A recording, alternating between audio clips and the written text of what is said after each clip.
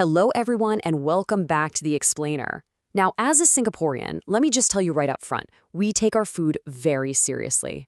I mean, we absolutely love the incredible variety of dishes we have here, from those bustling hawker centers with that amazing smoky wok hai, to the high-end all-you-can-eat feasts. We know good food. But today, we're actually looking at a totally different kind of menu. You see, our source text frames our entire life around a single, universally relatable metaphor: life as a spiritual banquet. Every single day, we're making choices about what we feed our minds, our hearts, and our spirits. So grab a seat at the table, because we're going to see exactly what's on this spiritual menu, what it actually costs, and where each of these choices ultimately leads us. Okay, let's dive into this. Here is our menu for today. We're looking at 1. Navigating a chaotic world. 2. The Banquet of Folly. 3. The Banquet of Wisdom. And finally, 4. The Banquet of Heaven. So starting with section 1, navigating a chaotic world and the avalanche of noise. The text starts off by diagnosing our modern exhaustion perfectly. I mean, it rightly calls our world confusing, chaotic, and just plain crazy. The author points directly to this absolute avalanche of information we get from social media as a primary source of all this noise. It is just completely overwhelming, isn't it? But the text actually goes way deeper than just modern technology. It ties this chaotic noise back to some very ancient warnings. It cites Matthew chapter 7, verse 15, warning us about false prophets, who are basically disguised as harmless sheep. And then 2 Peter chapter 2, highlighting false teachers who are actively slandering the truth. So the baseline argument here is that we desperately need good judgment just to sort through this daily avalanche of deception so we can finally find a peaceful place to rest. Yet right in the middle of all this worldly chaos, the text drops this beautifully refreshing counter-image from Proverbs chapter 9, verse 2. She has prepared a great banquet, mixed the wines, and set the table. The central metaphor for our explainer is established right here, amidst the wolves and all that overwhelming social media noise.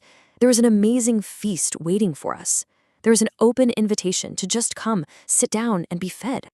But, well, not every table is safe. And that brings us to section 2, the Banquet of Folly and the Temptation of Secrets.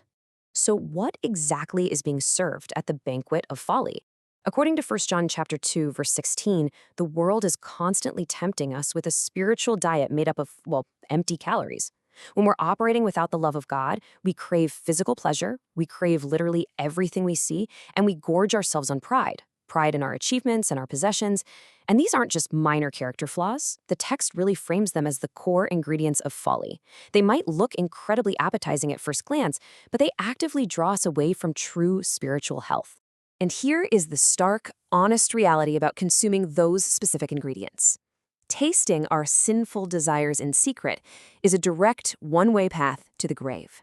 You see, the Banquet of Folly often presents itself as this quick, cheap meal, something we can just snack on quietly in the dark where no one else can see us. But the author argues that this secrecy, it is completely destructive. In fact, the text insists that this whole idea of secrecy is just a total illusion. Listen to this dramatic reveal from Luke chapter 12, verse 2.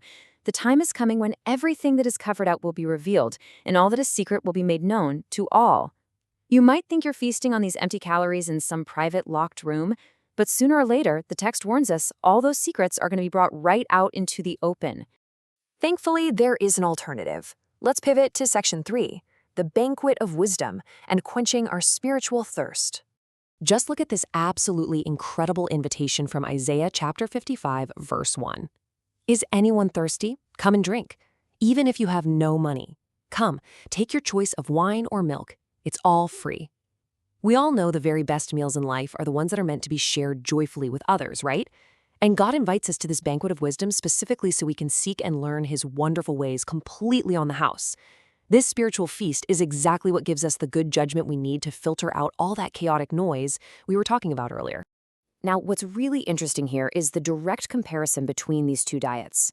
On one side, you have the Banquet of Folly. It's driven by these exhausting cravings and pride, and it ultimately leads to the grave. Essentially, it costs you your life. On the flip side, the Banquet of Wisdom offers wine and milk, meaning true, deep nourishment and joy. And its defining characteristic? It's completely free. The worldly feast costs you absolutely everything, while the spiritual feast of wisdom is an open, totally free gift designed to completely satisfy your thirst. Which brings us to our final destination, section 4, the banquet of heaven, the ultimate feast of love and grace. The text roots this heavenly banquet firmly in the physical and spiritual reality of Jesus Christ. His broken body and poured out wine represent this ultimate, most satisfying feast you could ever imagine. Referencing the beautiful story of Emmaus in Luke 24, the source points out that the Eucharist, the breaking of the bread, is what actually opens our eyes to the very presence of the risen Christ. This banquet is entirely about recognizing his presence through pure grace and unconditional love. So the crucial point is, how does this heavenly banquet actually change our day-to-day mindset? Well, the text introduces a highly practical psychological shift. It encourages us to take our ANTs, our automatic negative thoughts, and bring them directly to this table of love. Why? So they can be actively transformed into PETs, positive emotional thoughts. By choosing to feast here, divine love literally rewires our anxiety, our fear, and our negativity, turning them into pure positivity and grace. It's a real game changer. Now, this psychological shift requires a pretty profound theological shift as well. We have to start viewing the fear of the Lord through the lens of God's mercy rather than his judgment. The logic here is incredibly straightforward. I mean, you simply cannot enjoy a feast if you are terrified of the host, right? If we view God only as this harsh judge who is just waiting around to punish our secret folly, we're never going to sit down at his table. We have to experience his mercy to truly, deeply taste his love. And the reward for accepting this mercy, it's spelled out so beautifully in Psalms chapter 16. For you will not leave my soul among the dead, or allow your Holy One to rot in the grave. You will show me the way of life, granting me the joy of your presence and the pleasures of living with you forever.